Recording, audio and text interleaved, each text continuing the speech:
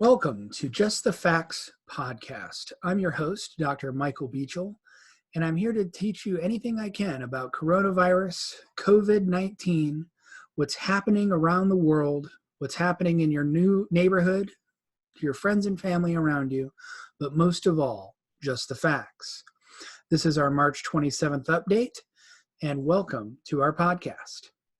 To start off, I just want to say I don't know exactly what this podcast is going to evolve into. It was made at the request of friends and family, and I ultimately hope that this turns into a trusted source of information where you could go to learn and spread the truth about this current outbreak. I want to be data-driven, and I want to focus on the facts. So a little bit about me.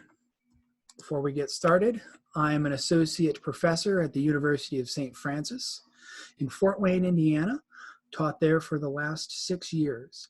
My PhD is in medical microbiology and immunology. I worked in a CDC certified BSL-3 laboratory for 5 years, and my specialties tend to be host pathogen interaction and airborne infectious disease. Again, this podcast is for friends and family members to try to get current and accurate data about the virus outbreak. And I'm also going to be calling on friends and colleagues of mine to come onto the show and give us information. And then also behind the scenes, I have my virology course that I'm currently teaching. So we have about 20 undergraduate students that are working feverishly behind the scenes to give us updated information, data, and viewpoints about the coronavirus pandemic. So I'm really excited to see what this turns out to be, and let's talk about today's podcast. So today's podcast, we're going to be focusing on first, what is a virus? Many of you probably have not actually been taught what a virus actually is. Then we'll move on to some basic coronavirus terminology, flattening the curve, looking at how other countries are doing during this outbreak. Comparatively, how are we doing in the United States? There's a lot of comparisons between Italy and the United States right now, so we'll do that by the numbers.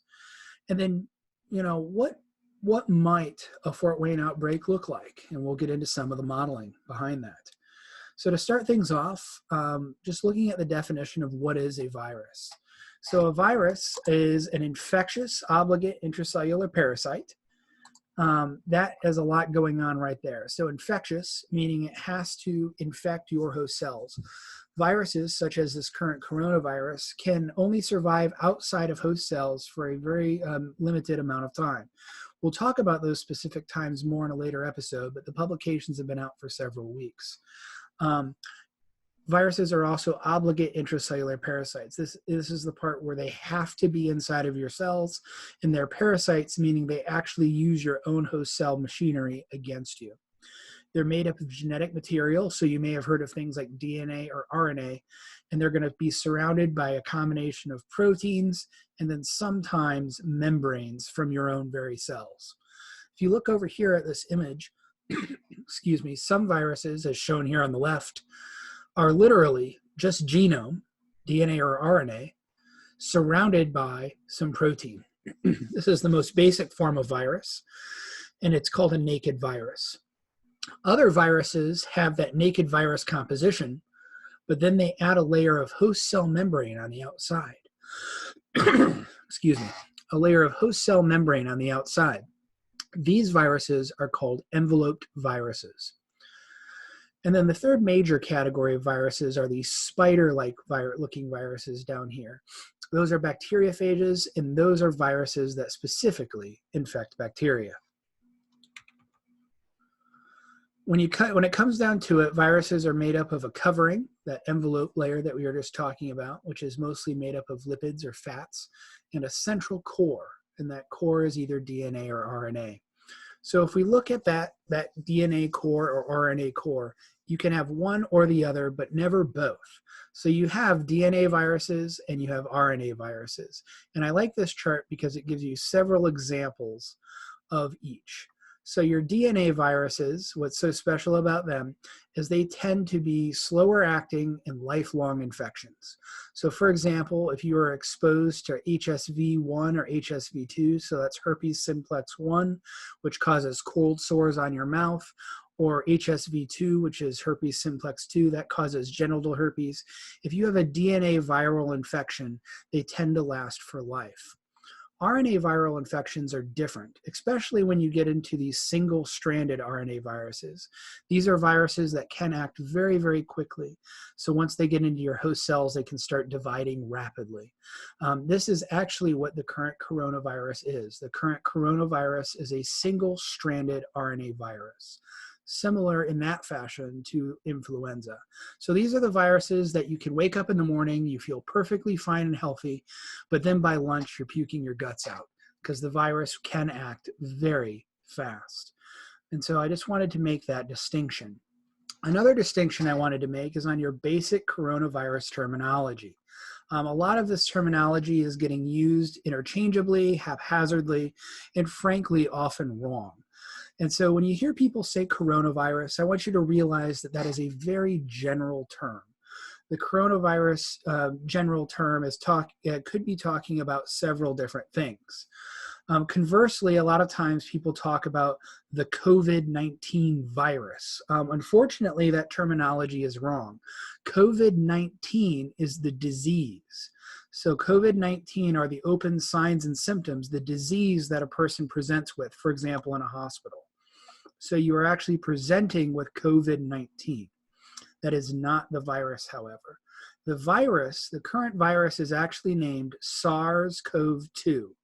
So SARS-CoV-2 is the current outbreak, the current flavor, if you will, of our coronavirus.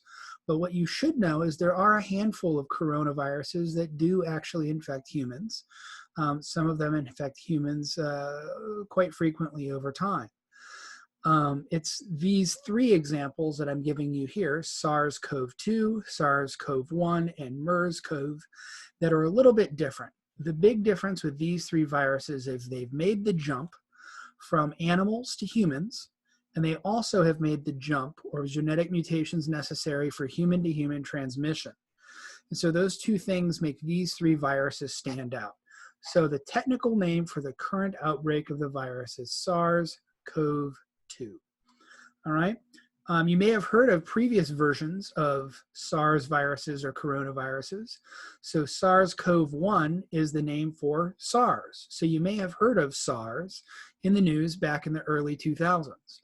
So in 2002, 2003, there was an outbreak of SARS. SARS stands for Severe Acute Respiratory Syndrome. And it was originally identified in 2002, 2003. It was originally an animal virus that mutated to come into humans and allowed human-to-human transmission. There was an epidemic, mostly in Southeast Asia, and ultimately infected 26 countries, resulting in over 8,000 cases in 2003 alone. And so it was a pretty dramatic outbreak, but then it seemed to wane away. We got it under control eventually, and the spread stopped.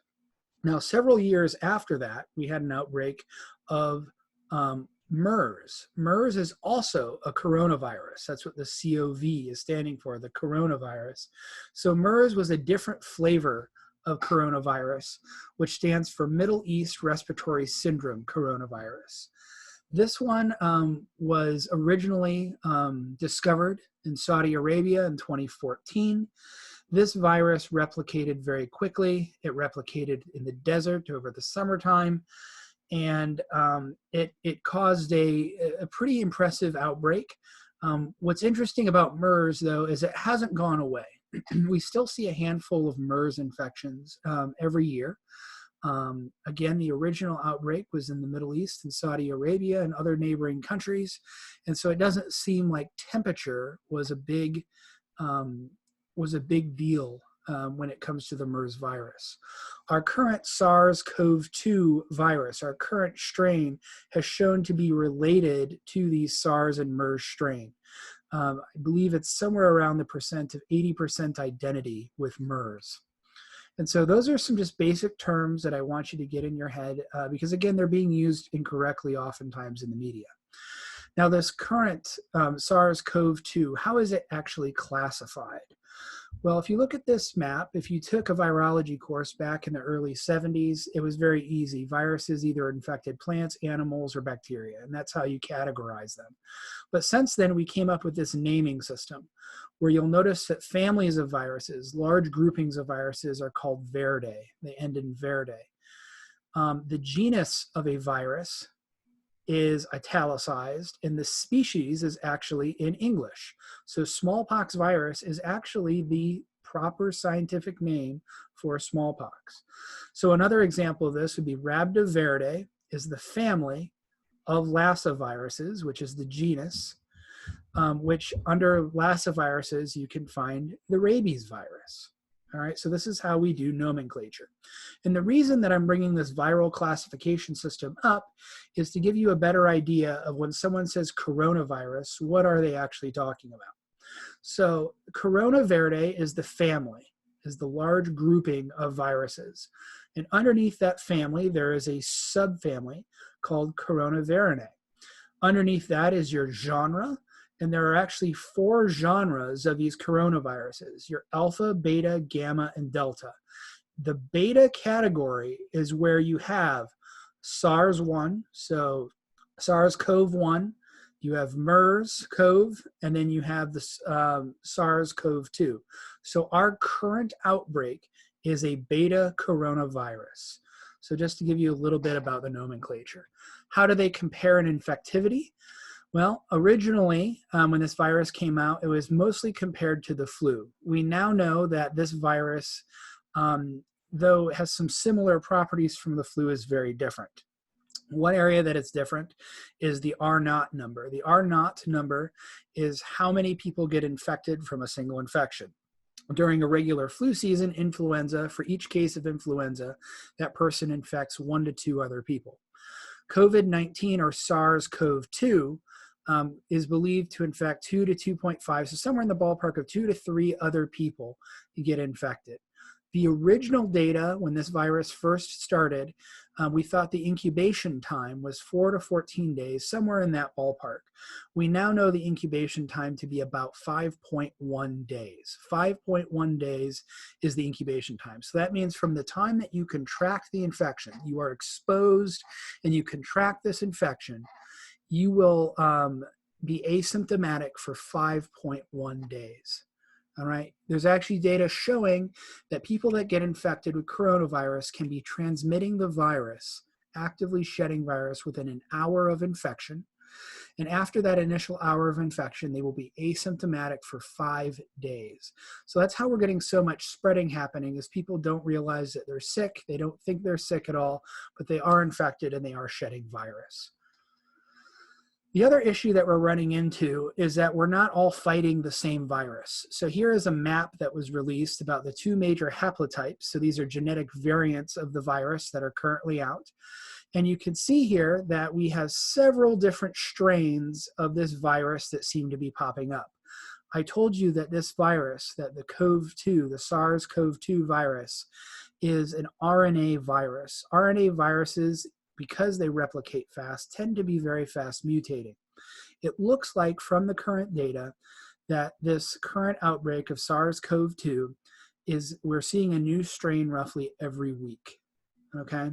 And so that's why other parts of the world might have separate clinical results than what we're seeing in America or France or Italy or the Middle East. There are slight variants in this strain.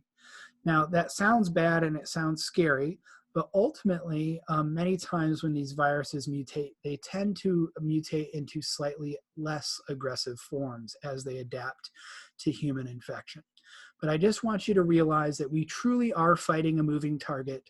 This virus will continue to mutate as more people get infected and over time. So, one of the things you may have heard and you are probably experiencing over the last several weeks is flattening the curve. You hear this idea that we need to flatten the curve. Why is it so important? Well, it's incredibly essential to try to knock down the lethality of this virus. So for example, this graph here shows you on the bottom the number of days post-exposure and then the cumulative number of cases. And what you can see in this map is if you don't do any social distancing, you're going to see a massive outbreak of any virus. So this modeling can be done for any virus. Here we're talking about coronavirus. If you were to do some social distancing on day 20, this is what your curve would look like. Day 20, this is what your curve would look like. You'd end up with about 40,000 cases of the virus. Okay, if you chose to wait until day 21, one day later, instead of having 40,000 cases, you're going to have somewhere in the ballpark of 60,000 cases. And so choosing when to social distance is very important, and choosing how to socially distance is very important. And that's what this graph on the right is trying to show us. If you, one, do nothing, you're going to have a massive outbreak. It'll be short. It'll only take a couple of months for the outbreak to occur. But the problem is, look at this case number of infection. You're looking at somewhere in the ballpark of 250 to 300 critical care beds occupied per 100,000. So these aren't people that just get infected. These are people that are hospitalized in critical care beds. That number is simply astonishing. And so what we try to do is we socially isolate. And so when we close schools and we close the universities, we knock that number down a little bit. When we start doing case isolation, removing people from circulation after they become infectious, so actually enforcing some level of case isolation, quarantine of individuals, stuff like that, you lower it more. Putting people on household quarantine will lower it even more. And then when you combine that with social distancing, you're going to notice that this curve is flattening. The reason that this flattening of the curve is so important, because way down here, this bottom line is the critical bed capacity of the hospitals in the United States. And so this distance here is where we run into problems. How far above the number of beds that we have are the number of cases, these critical care cases. This is where we run into major, major, major problems. Okay, and so we're trying to flatten the curve. It is going to extend the length of the outbreak slightly, but it's going to give people a fighting chance. And so if you're not familiar with this, I would highly encourage you to check out this website. And I'm going to show you a little bit of it right now. What this is it is a modeling system showing why do we flatten the curve? Like, why is this done? Why do we just do what I just described to you?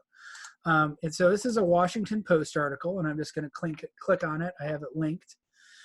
And this Washington Post article does a fantastic job of modeling, actually showing you scientific models of flattening the curve. So let's go ahead and pull this over and look at this.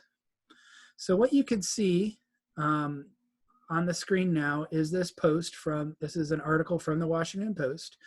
And what you're looking at is this typical outbreak like I just showed you. So let's say we have one case in the United States on January 22nd. Those case numbers are going to stay very, very low for a while. And this is kind of the honeymoon period that we've been in for the last several weeks. People are quarantined or they're social distance, and they're kind of saying, why? Why are we doing this? Well, it's because if we don't social distance, we're going to see this massive explosion in cases like we just described on the previous graph.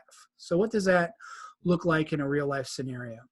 So in this image here, what you're looking at is you are looking at people getting sick. Oh, I seem to have lost, one moment.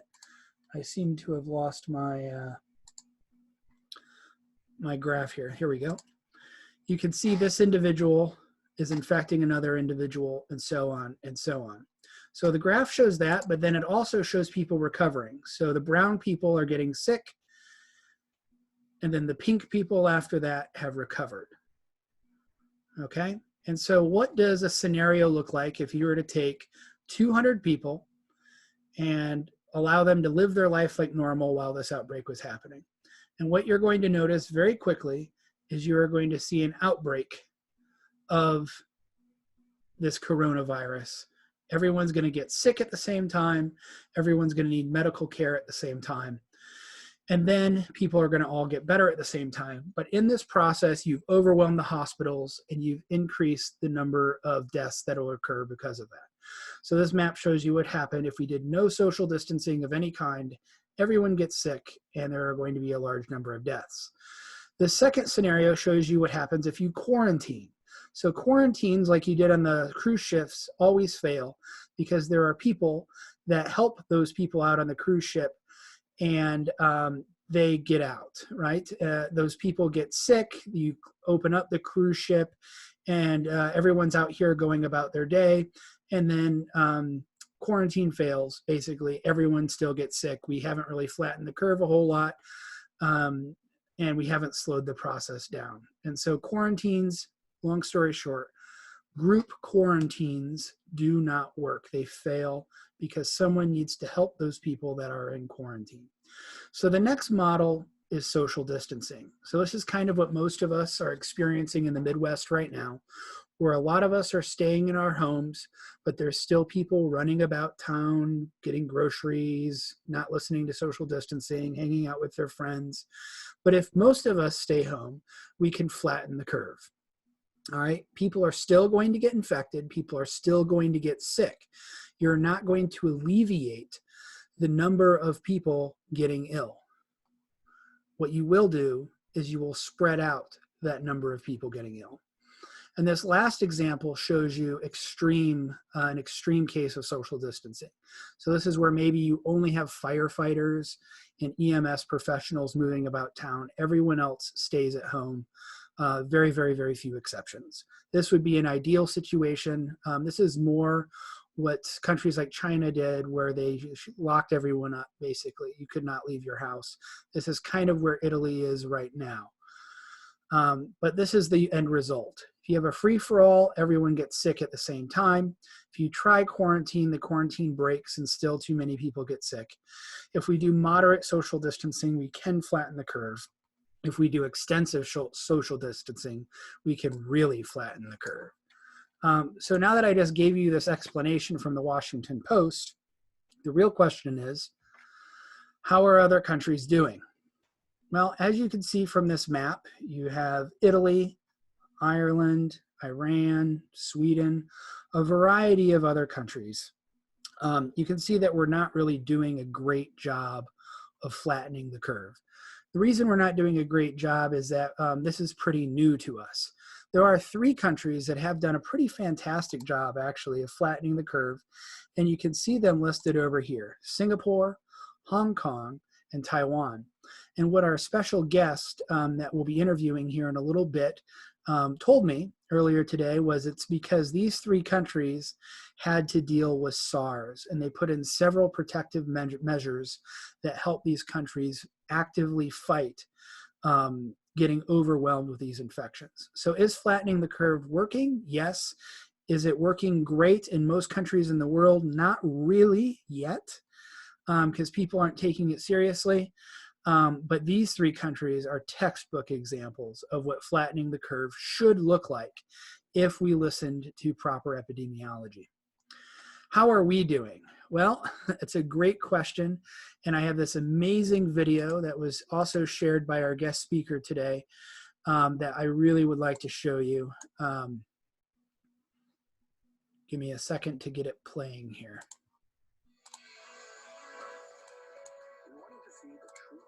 Social gatherings like spring break beach crowds could really have on our society in the face of a global pandemic.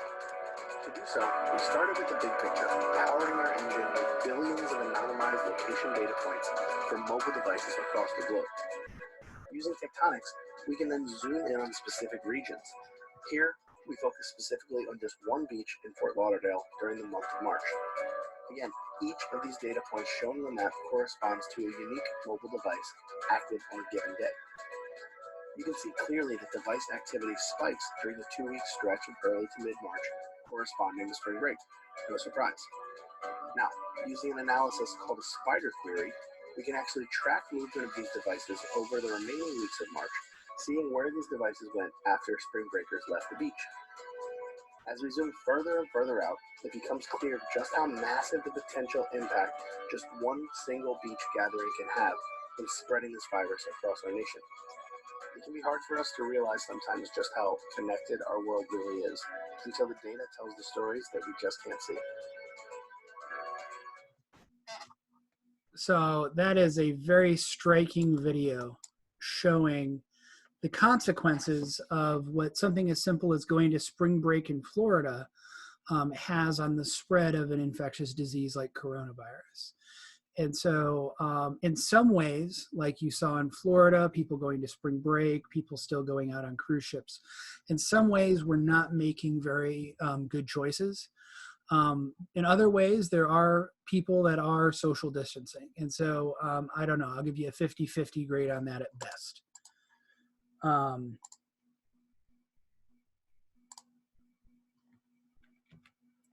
When you compare the United States to other countries, some of the new data that has been coming out, we'll look at this graph again in more detail later, but some of the best ways of modeling outbreaks that have come out is to model data after 10 days of death. And if you zoom in and you look at the United States compared to Italy and Spain and China and Iran, we are charting more with France and Spain and Italy. We have not seen any kind of flattening of the curve that's you saw in South Korea. Iran's starting to flatten out. China definitely has flattened out. But we're running into some major problems here because we have not flattened out yet in the United States. So that comparison between the United States and Italy seems to be made a lot these days. And so what I wanted to do is show you some comparisons of data. Some of these data points, the numbers don't quite line up, and that's because different reporting agencies give out numbers at different times, but the data is as close as it can be right now. So if you compare Italy and the United States and you line things up, so let's compare Italy on 2/23 and the United States on 3/5. You can notice that these case numbers were pretty equal. And it is astonishing how close these case numbers between the United States and Italy really are. Now, this chart ended on 3/11. This chart ended on 3/14. Again, you can see numbers that are quite comparable. This chart is also from 3/14. Our numbers were very, very comparable.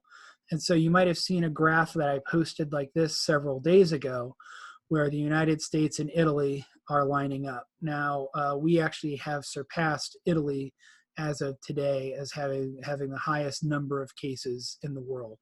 We'll go more into these data comparisons in future episodes, but I think these data points are striking. And so we've kind of talked about the world a little bit about the United States, but now I want to really try to drill down into some potential data and say, what might the Fort Wayne outbreak look like? So what I did is I went and I pulled up the census data for Fort Wayne, Indiana, and our current figures. Fort Wayne, Indiana, as of 2017, it's estimated had a population of 265,904 people. And so this is the numbers that I've used. And I've plugged these numbers into a software package. And this software package, this is a modeling package. We're going to go into more detail here in a little bit. But before I do, I just thought I'd put this up here. This is hot off the press data, hot off the press comparisons that I'm making. If you compare Indiana, all right, to New York, which keep in mind, Indiana and New York have two very, very, very different populations. But look at these numbers. If you line up March 22nd with March 11th, so you're about, 10 days difference between these two. Look at how matched up these numbers are. So you're talking within, 100-ish. And so what I'm trying to say here is if Indiana follows in New York's footsteps, the next week, the next 7 to 10 days, is going to get quite aggressive. Probably the number one question I get asked is, how long will this last? Well, if you look at the data, there's a bunch of different ways of kind of cutting the data here. This is a chart that I find very interesting, and it's predicting the number of deaths over the next couple of months. And as you can see by the red line, the actual data is lining up with the model pretty well, okay? And so what you can expect is that we're going to see, if the virus follows current models, we are going to see a peak somewhere in the ballpark of April of deaths. Those deaths are going to be anywhere from 20 to 40 people per day for several days in a row.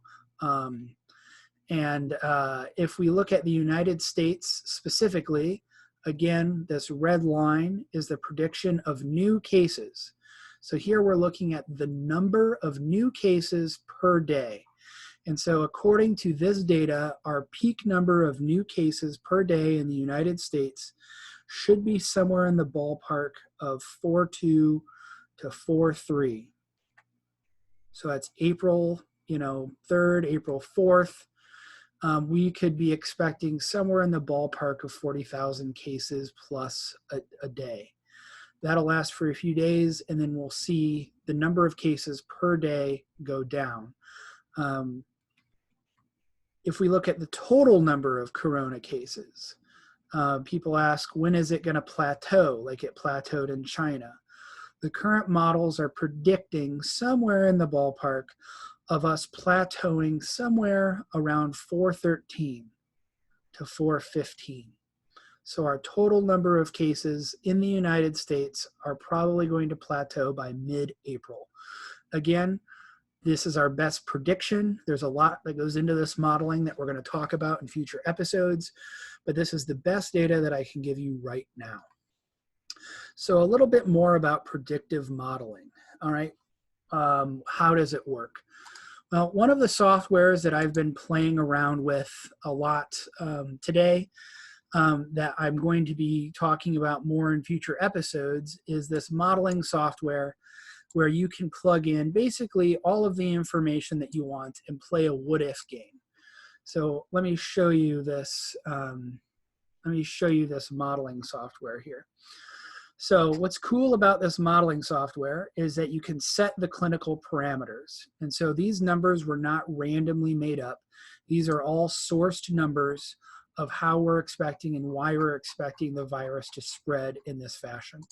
So what I've done in this chart is I've put in the population of Fort Wayne.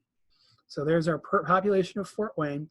And I said, what is this outbreak going to look like over the next 90 days? If we had an initial infection in Fort Wayne of 100 people, this number I made up because I have no way of accurately guessing that number. Nobody does. Did, one person start the infections in Fort Wayne? Did 1,000 people start the infections in Fort Wayne? We don't know. This basically just shifts the days in one direction or the other a few. And the other assumptions that I'm making on this are that the case fatality ratio is going to be about 2%. All right, now that 2% number is very arbitrary. It's maybe a little high. So we think that maybe the death ratio for this is going to be, for the United States, is going to be anywhere from 0.5 to 3% of cases. So 0.5 to 3% of total cases will be lethal.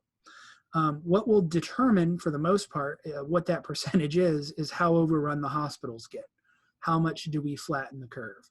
But we're expecting, again, the lethality rate to be between 0.5 and 3%.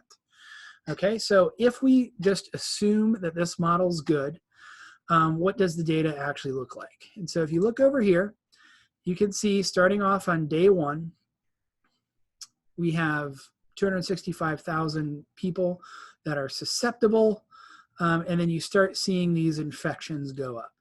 And so we are somewhere in the ballpark of 2 to 3 weeks into this right now. I would say, let's say we're 2 weeks, 2 weeks into this infection.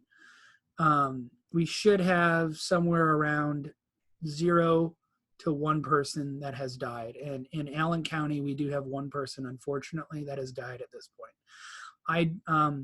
If this model holds true, that means that we have somewhere around the numbers of 2,000 people that have been exposed. We actually probably have somewhere in the ballpark of 900 people currently infected and about 600 people recovered. And then what the neat thing you can do with this modeling is you can look at the infection over time. Now, I am not confident enough in this modeling system to give you hard numbers at this point, but you can see that this infection is not just going to go away over the next several weeks. So if you look at the next few weeks, what you can expect is an explosion of cases that will eventually die down. All right, so this infection is not going to go away soon. It's going to take several months. Now, as I and other experts play with this modeling system, we'll try to give you more accurate numbers, but that's just kind of your preview of coming attractions. So the next question we have is, are we ready? And so let's hear from an expert. And so I'm going to do now my first interview for this podcast.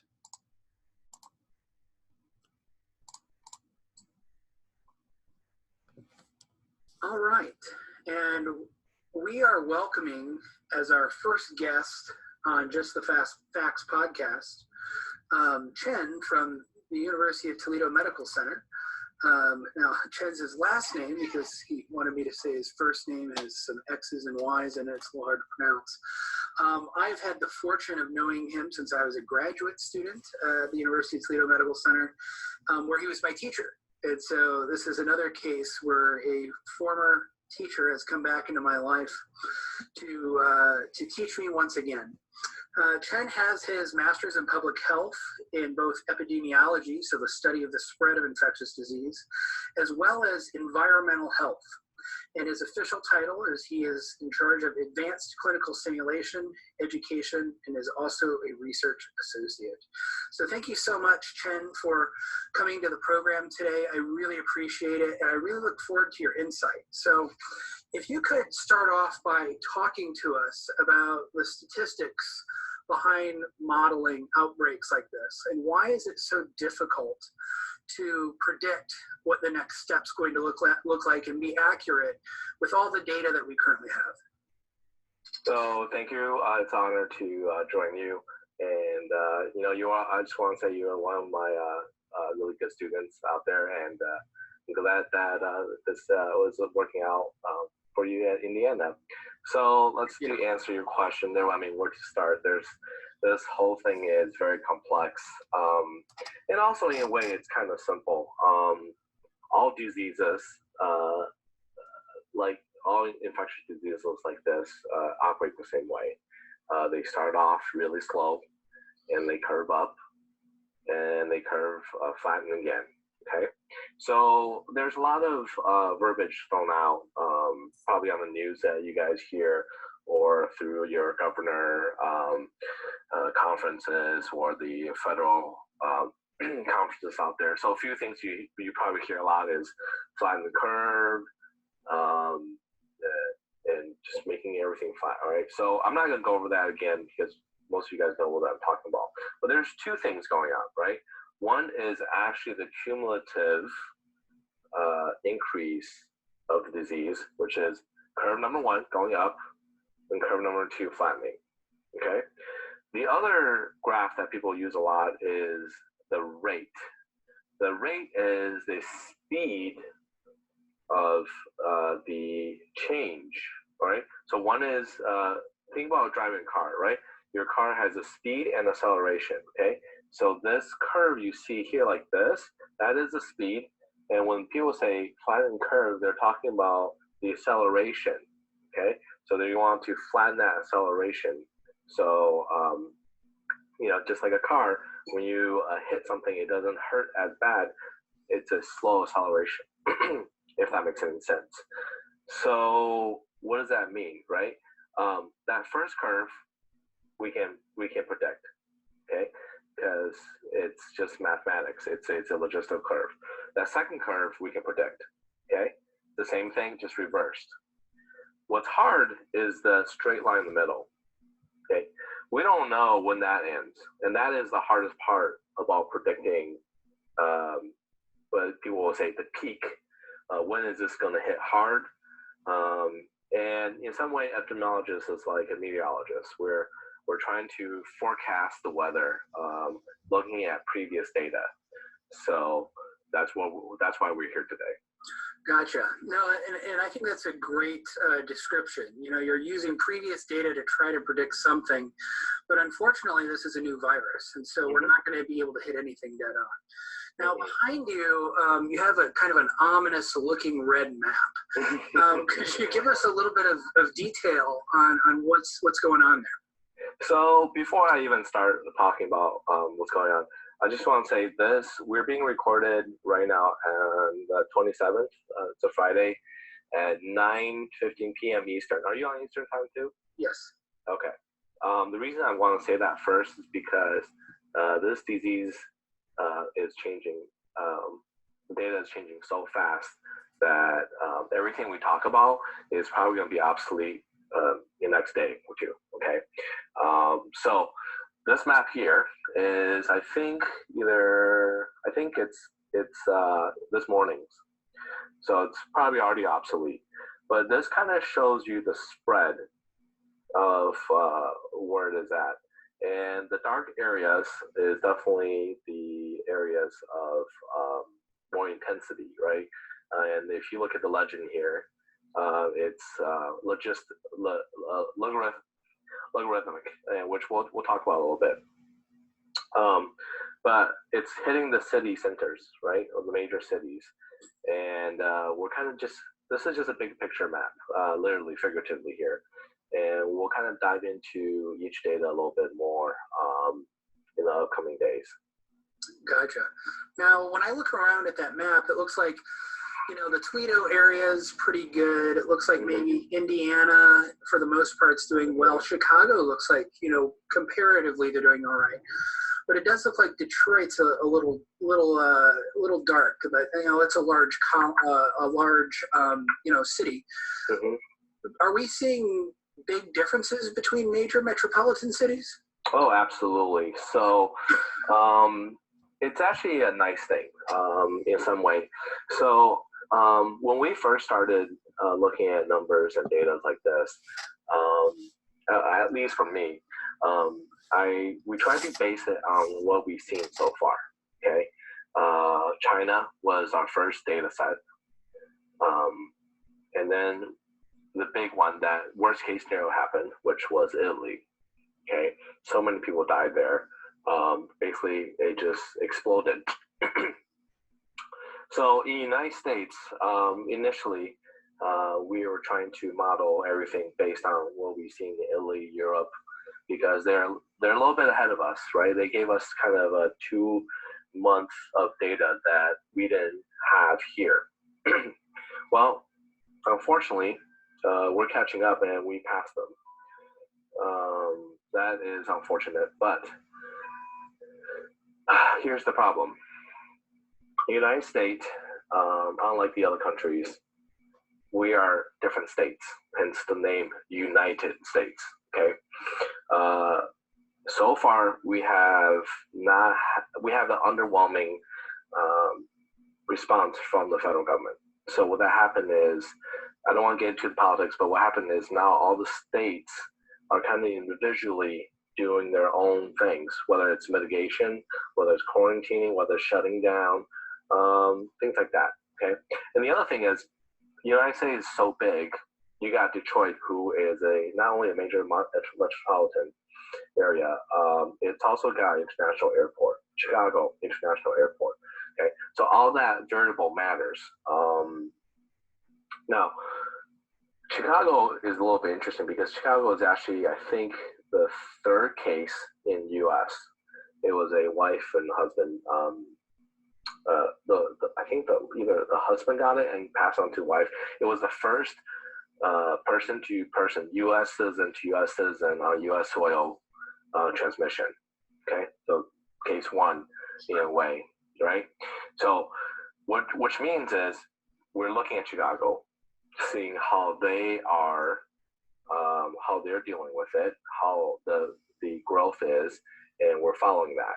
So it's kind of a long way of answering your question of like every state is different, every city is different, especially in the United States, because we're not homogenous like other countries are. Gotcha. Now, are we seeing different outcomes between these states?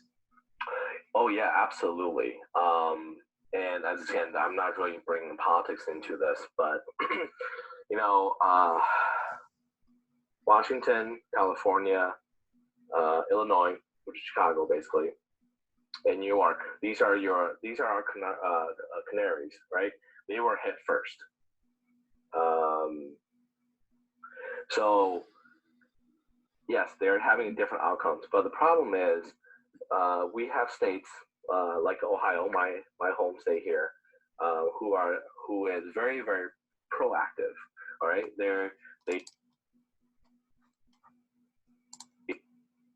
they did everything ahead of the curve before the curve came, because by the time the curve comes, that's already 3-day-old data. So they were looking ahead and already doing that, and by them doing that, a lot of states are following what they're doing, like Michigan, like Indiana. There are other states, whether by luck or by, like for example, Florida. Tonight I actually posted a math video that someone did. They basically, tracked spring breakers, and they basically what it is during the spring break, they followed just small group, just one tiny group of spring breakers on a beach. I'm sure you guys all seen the news video of these spring breakers partying on the beach during this whole thing last week. Oh, that's the video where they track the cell phones. Mm-hmm. Yeah, I saw that. Yeah, so they track the cell phones, and now they show that it's spread everywhere. Yeah. So we showed them that video a little bit ago, and it was pretty dramatic. Yeah. So what I'm saying right now is a lot of the numbers we're talking about today is old numbers. Okay. What states need to do is being proactive. They need to think ahead, and if there is let's say you're driving and you see a pothole a quarter mile away, the state should already start swerving, because that pothole is actually here now. Gotcha. Excellent. Well, is there any last second things that you'd like to tell the general public right now, and before we move on in the presentation, because I'm looking forward to having you back here, maybe in a few days or maybe next week to give us an update. But is there any last minute things that you'd like to say right now? Absolutely. And I just did something I shouldn't have touched my face. All right. So everybody keeps saying about washing hands, and everybody's doing it wrong. Very well. A lot of people are doing it wrong. Okay. So I'm gonna see if I can do this in front of the camera here. So here's how people wash their hands. Okay. You rub your palms together. Okay. Some of you guys rub your fingers together. Okay, and you're done. All right. So this is not how we do this. Okay. First of all, get your hand wet first. Okay. The reason why we're washing our hand is for, obviously being hygienic, but the real reason why is this virus coating is a lipid. Okay. And detergent like soap literally rip the lipids apart, cover them up. Okay. If you want to do an experiment, take a bowl of water, sprinkle some black pepper on it, and drop a drop of detergent in it, and see everything break apart. That's how it works, right? But what you do is you get your hand wet, okay? Get the soap going on there, lather it up. Okay, scrubbing it doesn't work if you don't lather it up. Okay, you gotta get that soap bubble going to get that coating of the lipid, so the virus get pulled apart. But what people are missing, and I've been doing research on this by sprinkling glow germs on there. Here's what they're missing. Okay, they do the palm, they get the palm clean. They're missing the fingertips. So you need to do this. Okay, So that cleans the fingertips a little bit, okay? You need to get between the hands, not just this way, but this way, okay? And then don't forget the back of your hand, okay? Get the back of your hand, okay? And then people miss the thumb. Literally grab your thumb like this, okay? Get all that up. And then people wear watch, okay? Get the wrist going. Take your watch off, get the wrist going. Wash your watch if it's waterproof. All right, get the wrist going. The more you go up your arm, the better, okay? And then get like a nice towel and just, when you don't just damp it, like really pull the whisk the water off, okay?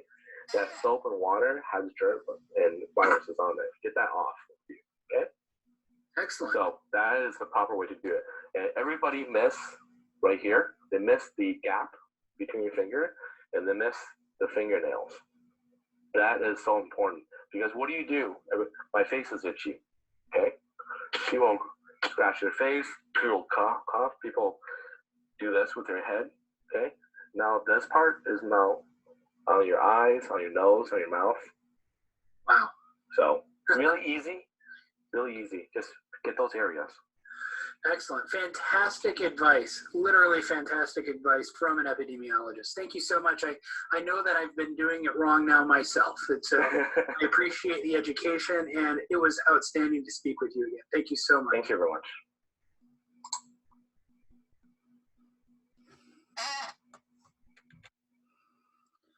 So it's great advice. Again, please make sure you're washing your hands properly to try to stop the spread of the virus as much as possible. It's one of the very best things after, social isolation. One of the very best things that you can do is wash your hands properly. So a preview of the next presentation is kind of trying to get a hold of how bad are things going to get in the United States. And one of the graphs that you see pop up is this. How many hospital beds are available here in the United States? Well, this is a comparison of all of various countries throughout the world. And what you can see is Italy, which is having all these problems here, is down here at 3.18 hospital beds for inpatients per 1,000 people, per 1,000 citizens. Here in the United States, unfortunately, we have fewer hospital beds available, only 2.77 beds per 1,000 people. So we really are running the risk of running out of beds. We're seeing this happen right now in New York. There's some very interesting data starting to come out of Detroit and Chicago and even Indianapolis that we'll get into more next week. And so this might also not be the best way to calculate hospital bed availability. There are some other calculations that we'll talk about more next time to give you some more information. So today in review, I hope you have a better idea of what a virus actually is. I hope you have some of the basic terminology figured out.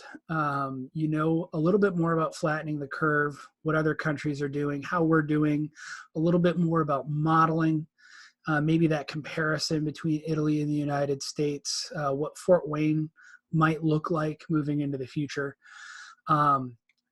Where I would like to talk about next are some other resources. So looking at other resources, I would like to direct people first and foremost to cdc.gov/COVID-19. This is going to take you to the CDC website where they update their information constantly. So it's a great resource to find information. However, sometimes people don't like reading, so they don't want to go dig through a website to try to find information. So your homework assignment before the next class is, if you don't like reading on the CDC website, I would suggest that you go check out this podcast. It is called the Joe Rogan Experience. You can just Google that and hit videos, and it'll probably be the first link. But Joe Rogan, I don't listen to him a whole lot, but he did a fantastic interview with this guy named Michael Osterholm. If you're not familiar with Michael Osterholm, he is considered probably a top 5 to top 10 expert in the entire world on infectious disease. This interview is about an hour, 34 minutes long, and it is possibly one of the top podcast interviews, discussions on coronavirus that I've seen out yet. So if you have not seen that yet, please go check it out. In addition to this, I have asked you guys to start submitting questions. And I've received over 100 questions, both through Facebook, private messaging, and email over the last few days. And so what I am doing is I have compiled those questions.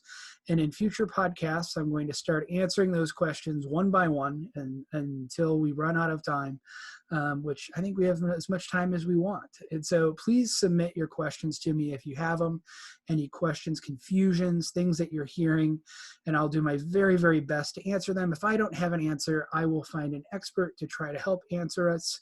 And then also remember, I have my cool little army of 20 undergraduate students that are incredibly diligent, incredibly bright. These are some of the best pre-professional students. These consist of pre-medical, pre-vet, pre-PA, graduate students. They're just the best mix of students that I could ask for, working in the background to come up with content, give us the most current data, the most current figures possible. And again, I'll continue to bring in as experts as I can. So this is the end of Just the Facts Podcast 1. Thank you so much for watching. Please comment away and let me know what I can do to help you out. Have a wonderful evening. Well, thank you. I'm for Black for Better